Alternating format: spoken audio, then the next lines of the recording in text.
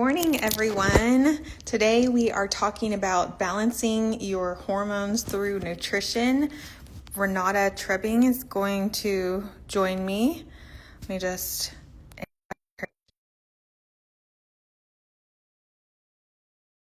go now with her and Maddie, who will be announced officially as a new NHN member shortly. And took a class that was just awesome. Good morning. Good How are you? morning. So good. How are you? Good. So I was just telling our viewers about the class that I took with you guys, like what, 2 weeks ago already. Yeah. And you went over a lot of things, but specifically what really hit home with me was the hierarchy of the hormones. And you just broke it down so beautifully. And it has helped already so much. I went home and told my husband about it for about an hour, and it's helped him too. Even so, this is actually beneficial. Like, I'm sure we're probably going to focus on women's hormones specifically, but it's actually been very beneficial to also help, men as well. They have hormones too. That's right. And I'm so glad So, you shared it with him. That's wonderful. yes. So I will let you kind of take it and run. Introduce yourself. Introduce yourself. I guess we should say who you are since we're on our channel. Yeah. Well, hi everyone. I'm Renata from Nourish with Renata.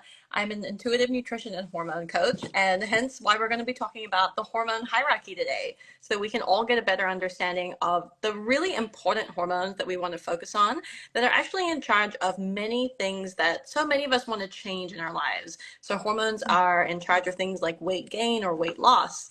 It's also important when it comes to blood sugar regulation, and it's critical when it comes to our sex hormones. And just like you astutely mentioned, we all have hormones, especially sex hormones. And so for women, the ones that we typically focus on are estrogen and progesterone, and a little bit to an extent testosterone. Whereas for men, they typically look at testosterone first, while they do have estrogen and progesterone too. So when it comes to the hormone hierarchy, we're not only talking about the sex hormones, we're talking about some other, even more impactful hormones that affect literally all of us in many different ways throughout our lives. Yes.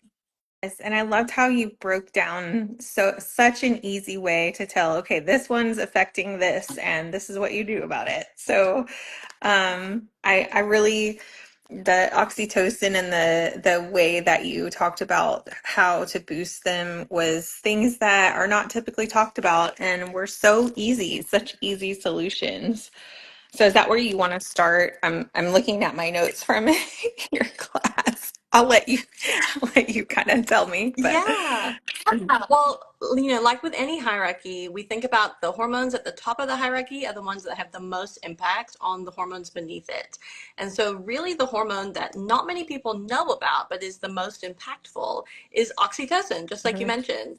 So oxytocin is known as the love hormone, the cuddle connection hormone, the pleasure hormone. It's one of our four feel-good hormones.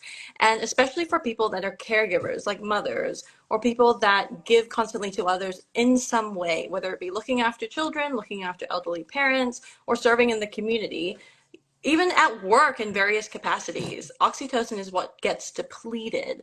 And oftentimes we don't notice it because we start to become used to feelings of being frustrated or resentful, annoyed, irritable. And these are all signs that your oxytocin level is actually low. So when that happens, we want to think about how can we boost oxytocin, knowing it is the most powerful hormone in our hormone hierarchy. So it's going to have an impact on all the sex hormones, which I mentioned before, but also cortisol, which we're going to come to next, and blood sugar or insulin. So what we can do to help to boost our oxytocin is two things. Number one, and this is the probably the one that is the most fun, is oxytocin boosting activities. So it's things that you can do every day that help you to feel that love, joy, and pleasure.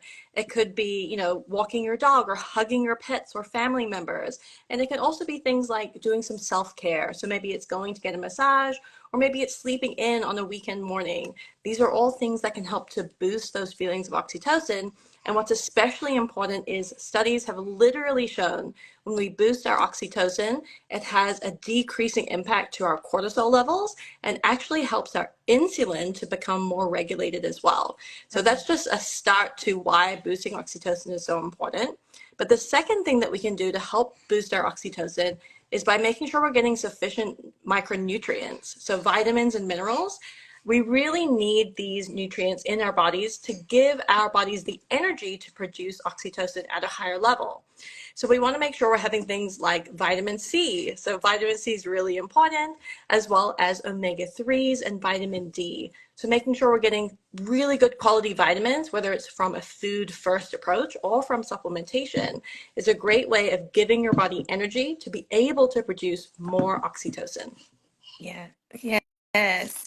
So those fish are wonderful things we talked about, flaxseed, chia seeds, walnuts. Like, Yes. um, so it's such easy ways to just, especially seeds and walnuts, to throw in a smoothie or, which by the way, I'm gonna give you a plug really quick because I love this. She wrote this cookbook that is amazing. And it has grocery lists, y'all, and a meal plan. So if you're like, I don't even know where to start, this is over on Amazon. See, oh, it's all shiny. Okay. Anyway, Thank Nourish you for Your sharing that. Body. Yep, Yes. that's what it's called with Renata Trebing. So if you're like, okay, this is a lot of information, she breaks it down in the cookbook and gives you recipes and like all the things. So anyway, go ahead. Yeah. So let's talk about cortisol next, because Yes. cortisol, our stress hormone, is something that we've heard of, something we know we experience every day, but what impact is that having to our health? So we know that chronic or prolonged stress really has a negative impact to our overall health and well-being. It can lead to conditions like heart disease, high blood pressure, and even make you more prone to autoimmune issues, as well as diabetes. So we want to really think about ways that we can minimize cortisol. Now, we've talked about one of them, which is boosting your oxytocin. So when you increase your oxytocin, you decrease your cortisol, which is really important to know. And you also want to think about what are your daily cortisol reducing tactics, like maybe it's journaling, talking to a trusted friend or therapist. It might be working out. There's lots of different things that you might do to help to manage your stress. And one of them can also be through your nutrition. So this is really powerful as well, because nutrition has so many incredible ways of healing the body from the inside out. What we don't often realize is when our bodies have to produce more cortisol, it's actually pulling key nutrients from our bloodstream to make cortisol. So we want to make sure that we're putting those nutrients back into our bodies. And what's really interesting is there's many crossovers between what we need for oxytocin and what we need for reducing cortisol. So vitamin C is another one, once again linked between oxytocin and cortisol. But one of the ones that many people don't know is potassium. So potassium is really helpful to put back into our bodies, and we can get that from various electrolyte packets or from coconut water, which I particularly love. I love the flavor of coconut. It's super hydrating as well. And let's be real, most of us are probably thinking, oh, I'm probably not having enough water on a daily basis. So adding some form of electrolytes into what you're drinking is key here. Yes. Yeah. I've started that with my kids, and now it's like replaced any juice and things Yeah. like that they were having. So it's fun because they can pick from different flavors. Yes, I There's so love many out there now. that. Do you have a favorite brand of electrolytes by chance? Yeah, so one of the electrolyte brands that I particularly enjoy is called Element. Okay. LMNT are the initials. It's a really great source of electrolytes because they've specifically looked at the ratio of different electrolytes in one packet. It's also sugar-free, and that's one of the things that is kind of worrying when we look at many electrolyte packets in the store. They pump it full of a bunch of sugar, which means it tastes good, Hmm. but it's also not having the maximum benefit when it comes to regulating our blood sugar levels. So you do want to look for an electrolyte packet that is no sugar added. It might taste a little bit saltier as a result of that, but that just tells you you're getting some additional electrolytes into your body. And if you don't want to use an electrolyte packet, you can do some really simple things like adding a pinch of pink Himalayan salt or Celtic sea salt into your water in the morning. I have heard of that. and you can't really taste it as much as you would think when you do Yeah, it that way. So, exactly. Yeah. So should we talk about insulin next? yes. Okay, so insulin we know affects our blood sugar, and that's really important, especially if you have diabetes in your family or know someone that has diabetes. So when it comes to the hormone hierarchy, insulin is the third from the top. So at the very top is oxytocin, then cortisol, then insulin. And what we want to do is we want to make sure our body is sensitive to the amount of insulin we're producing. Now, what can affect that is if our stress is really high. So if we imagine we're increasing the stress in our body, what happens is our insulin sensitivity decreases, which can lead to things like insulin resistivity. So our body is not accepting the amount of insulin and having the desired effect. Instead, our body has to produce even more insulin to have the same effect as what it would normally. So when we think about it from that perspective, we want to really think about how do we not only reduce our cortisol levels. Nolan's right next to me and he's Can crawling hear over. him. Hi, buddy. um, so we want to reduce our cortisol, but we also want to make sure the meals that we're eating are blood sugar Yeah. balancing. And so all the recipes in my cookbook help to balance blood sugar simply by the ingredients that are in there. So one of the key ingredients is protein. We want to aim for between 20 to 40 grams of protein in our meals because that helps us to regulate our blood sugar, but also helps us to stay fuller for longer. So we love a good Yes. source of protein, whether it's animal-based or plant-based. Yeah. Yes, and one tip that I've also heard is the order that, and I might have gotten this from you too, but the order that you eat things in. So I've learned, okay, eat the protein first, and then the veggies, and then the carbs, and Yes. your body gets the uptake better and helps to, regulate hormones. Also, if you're insulin, I've learned this recently, been on this journey myself. That if your insulin is balanced and obviously the rest of your hormones up the cycle are balanced, then your mood is improved, your sleep is improved, your, energy and all of the things. So it's not just about like a cycle or less cramping or like the things that we necessarily think about, but I don't think I realized how much I was affected if my insulin was dropping drastically after eating like just carbs and not enough protein or something like that. So Yeah. Yeah, that's so true. And I think one more thing to add there is, especially when you're feeling cravings for carbs, there's always a reason behind that. And of course, when we think no. about carbs, I know Nolan has a lot to say Hi, today. buddy. We think about refined carbohydrates, and I'm always telling all of my clients, think about what's the reason behind that.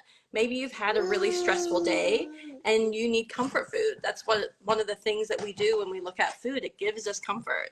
Maybe you haven't eaten all day and your body needs a quick surge of energy, and that's why you're really needing some refined carbohydrates. There's lots of reasons why you might be needing those refined carbs at that particular time or in that particular time of your cycle. So even in the luteal phase, that's when we typically have more food cravings because our body's telling us we need something. And sometimes those carb cravings are also an indication for us to increase our serotonin. So speaking to hormones, serotonin is produced primarily in the gut, about 80 to 90%. And so if our gut health is off, it's not going to produce as much serotonin as we would need. So our brain then tells us, okay, let's add in some more carbs to help us to feel better. So these are all things that could be, impacting us when it comes to feeling those cravings for carbs. Yes.